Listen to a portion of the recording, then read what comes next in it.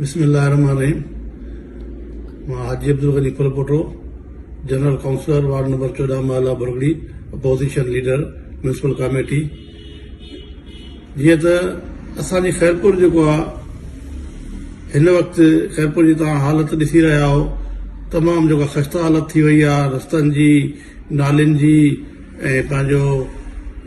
Street लाइटूं आहिनि कोन, सोलर जी लाइटूं जेके ॾिनियूं आहिनि, जिनखे ॾिनियूं आहिनि उन्हनि पंहिंजे घरनि में रखी छॾियूं आहिनि, पंहिंजे चौकनि ते लॻियूं आहिनि, उहे हणियूं कोन अथऊं। इन जे करे मां वक़्तनि ब वक़्तनि वीडियोज़ ऐं पंहिंजो कोर्ट पंहिंजे में जेको आहे सेक्रेटरी लोकल गवर्नमेंट बोर्ड साहिब आला खे एप्लीकेशन ॾिनियूं आहिनि ऐं पंहिंजो चेयरमैन म्यूनिसिपल कमेटी खे बि एप्लीकेशन ॾिनियूं आहिनि, पर इन शइ ते हुननि कॾहिं बि को जेको आहे अहिड़ो ख़ातिर ख़्वाह जवाबु कोन ॾिनो आहे, न वरी उन खे को रिस्पॉन्स ॾियनि था। इन जे करे मां जो वीडियो ठाहिण जो मक़सदु इहो ई आहे त मां पंहिंजे दोस्तनि भाइरनि खे जेके बि असांजे ख़ैरपुर जा शहरी आहिनि उन्हनि खे इन शइ जे लाइ उकसायां, उन्हनि शइ जे लाइ तयारु कयां त हे जेको आहे नाजाइज़ी म्यूनिसिपल कमेटी जेका ख़ैरपुर आवाम सां जेका करे रही आहे, ख़ैरपुर जो को बि जेको आहे रोड साफ़ न आहे, को बि जेको आहे असांजे गटरनि जा जेके ढकल असां पिया आहिनि। हाणे बि हिकिड़ो हादसो थियो हालिया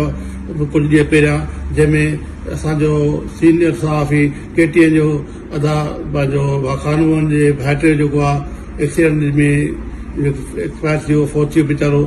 ऐं अहिड़े क़िस्म जा खोड़ वाक़िया थियनि था जेके ज़ाहिरी कोन था थियनि, जेके हाईलाइट कोन था थियनि। इन्हनि सिर्फ़ु हिननि जी कोताहियुनि जे करे, हिननि जी सिर्फ़ु जेको आहे नेग्लेक्शन जे करे जेको आहे रिग्रेट था कनि त इहो रोड मेन रोड ते तव्हां ॾिसो त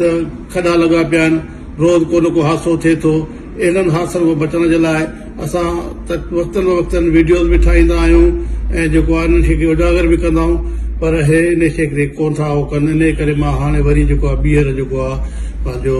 कोर्ट सगोरी सां राब्तो में आहियां, राब्तो कयो आहे, कोर्ट में विया आहियूं असां सां। असांखे उमेदु आहे त कोर्ट सगोरी में असांखे इनशा ताला रिलीफ मिलंदो त जीअं असांजा ख़ैरपुर जा जेके बि रोड रस्ता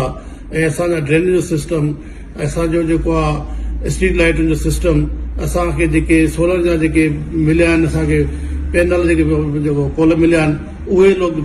चौकनि ते लॻनि खपनि। अगरि हिननि हया आहिनि त हे पंहिंजी अहिड़ी वीडियो ठाहे असांखे शो कनि त असां जेको आहे फलाणे फलाणे चौक ते असां हाणे जेके इहे पोल हया आहिनि। बाक़ी हे जेके हिन रोड ते हया आहिनि, रोड ते पंहिंजो हिन खां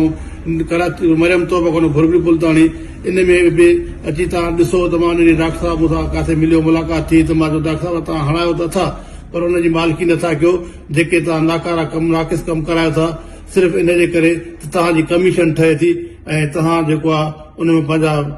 पैसा खणो था ऐं जेको आहे कम जी काई जेको आहे हो कोन्हे का, पंहिंजो कम में काई पाइदारी कोन्हे का। पीअण जो मिठो पाणी कोन्हे को, पीअण लाइ माण्हू जो मिठे पाणी लाइ तरसनि था। हर जेको आहे उनजी बि मीटिंग थी, पंहिंजो इजलास थियो म्यूनिसिपल कमेटी जो, जंहिंमें मां हुयुमि ऐं पंहिंजा हिनजा मेंबर, पंहिंजा हिन जा मेंबर बि हुया। उन्हनि बि इहे ई दावो पिया कनि असांजे पाणी को थो अचे पीअण जो, असांजे सफ़ाई जो अमलो कोन्हे को, असां सफ़ाई कोन थी थिए। त मां चयोमांसि त जॾहिं तव्हांजा पंहिंजा ई माण्हू रोड़ी था कनि त मां कहिड़ी अञा जेको आहे उहो मथो पिटियां। सो महिरबानी करे बराबर असांखे इन्हनि कमनि खे जेको आहे जॾहिं तव्हां सभु असां सां गॾु बहु दोस्त जेके बि आहिनि, सोशल समाजी तंज़ीमूं जेके ख़ैरपुर लाइ भलाई जे लाइ सोचनि थियूं ऐं ख़ैरपुर में जेको आहे सुठो माहौल ॾिसणु चाहिनि थियूं, साफ़ सुथरा रस्ता ॾिसणु चाहिनि थियूं ऐं जेको आहे रोशन ख़ैरपुर ॾिसणु चाहिनि थियूं, त असां सां जेको आहे ॿांह ॿेली थियनि ऐं इनशा ताला हिन कम खे जेको आहे हाणे वधीक जेको आहे तेज़ कंदासीं त जीअं असां पंहिंजे अवाम जे लाइ, पंहिंजे ख़ैरपुर वासियुनि जे लाइ को सुठो माहौल पिया मुहैया करे सघूं।